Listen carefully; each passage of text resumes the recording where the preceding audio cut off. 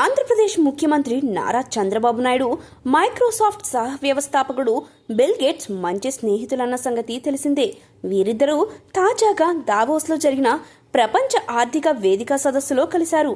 ఈ సందర్భంగా bill gates చంద్రబాబుకు అదిరిపోయే గిఫ్ట్ ఇచ్చారు. అదేంటంటే బిల్ గేట్స్ త్వరలో విడుదల చేయబోతున్న తన కొత్త పుస్తకం సోర్స్ కోడ్ యొక్క ప్రత్యేక కాపీని చంద్రబాబుకు బహుమతిగా అందజేశారు.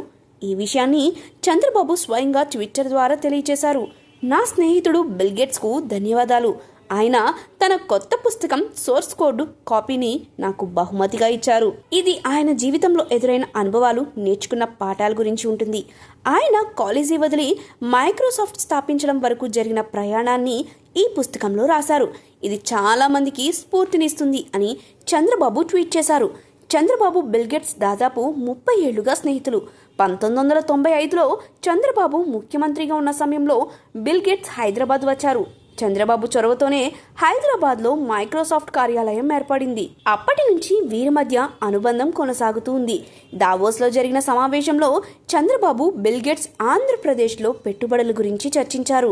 ముఖ్యంగా ఆరోగ్యం, కృత్రిమ మేధస్సు, ఆవిష్కరణ రంగాల్లో పెట్టుబడులు పెట్టాలని చంద్రబాబు బిల్ గేట్స్ను ఆహ్వానించారు. దీనికి బిల్ గేట్స్ సానుకూలంగా స్పందించారు. తన టీంతో చర్చించి త్వరలోనే ఆంధ్రప్రదేశ్కు వస్తానని హామీ ఇచ్చారు. చంద్రబాబు బిల్ గేట్స్ మధ్య ఉన్న అనుబంధాన్ని ఈ సమావేశం మరోసారి గుర్తు చేసింది. అంతేకాదు, bill and Melinda gates foundation కార్యకలాపాలను దక్షిణ భారతదేశంలో విస్తరించాలని చంద్రబాబు కోరారు. ఆంధ్రప్రదేశ్ను ఫౌండేషన్ కార్యకలాపాలకు కేంద్రంగా అభివృద్ధి చేయాలని ఆయన సూచించారు. బిల్ గేట్స్ దీనికి కూడా సానుకూలంగా స్పందించారు.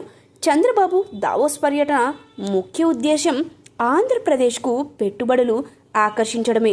3 రోజుల పర్యటనలో భాగంగా ఆయన మైక్రోసాఫ్ట్, గూగుల్, పెట్రోనాస్, పెప్సికో వంటి అనేక పెద్ద కంపెనీల అధిపతులను కలిసి రాష్ట్రంలో పెట్టుబడులు పెట్టాలని కోరారు. మొత్తానికి బిల్ గేట్స్తో చంద్రబాబు సమావేశం చాలా విజయవంతంగా జరిగింది.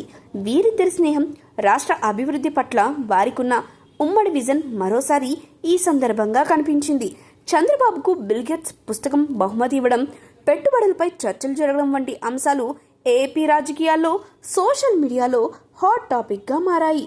రానున్న రోజుల్లో వీరిద్దరి కలయిక ఏపీ అభివృద్ధికి ఏ విధంగా ఉపయోగపడుతుందో చూడాలి.